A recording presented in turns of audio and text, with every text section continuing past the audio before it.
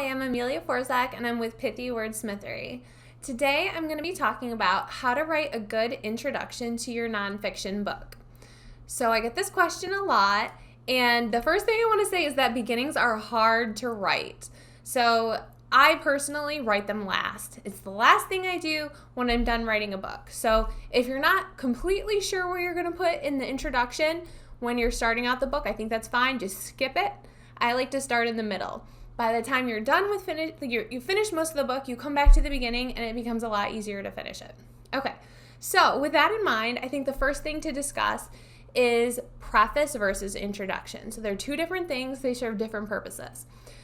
They're both technically optional. If you're only going to do one, you should do the introduction. But I think the preface is also really nice. So the preface, unlike the foreword, is written by the author. It usually tells readers how and why the book came into creation. So a lot of authors like to set the scene by telling a story, maybe something that happened to them that illustrates like part of their journey and, shows why they're an expert in their field. So again, we're talking about nonfiction books. That's usually what we do at Pithy. So this is a chance to introduce yourself to the readers, show why you have expertise, and it's kind of just a nice way to talk about yourself without it getting in the way of your content. Some readers like to hear about that backstory from the author, and some people like to skip it and just get right into the book.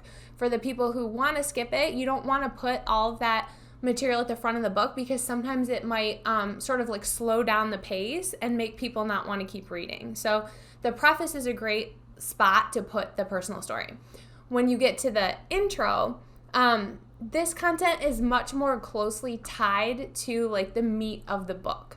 So it talks about the book overall and it helps people understand what comes next. So this is the spot where you want to talk about major themes in the book.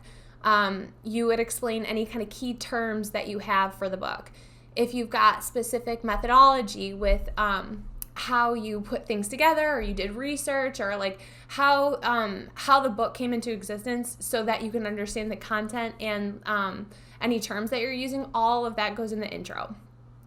Some people also skip the intro. So you want to keep that in mind too, where again, when you're done with the intro and then you have chapter 1, you kind of want to like make it so that if people skip the intro, they're not completely lost. So there's where the tricky part comes in. But the intro is a good spot for getting a lot of that stuff out of the way, like key themes, definitions, that kind of thing. You also want to get readers excited about the book. So you want to drive home why the book is so important, how it's going to help people, and make them want to keep reading. So as you can see, it's a little bit different from the preface, but not so different that every author sees the need to have both the preface and the intro. And again, like the beginning is hard. So if you're struggling with this, I encourage you to finish writing the book, even write the last chapter, come back to the beginning, and I think you'll have a lot more clarity on how to write a good introduction and have a good preface for your book. Again, this is Amelia from Pithy Wordsmithery.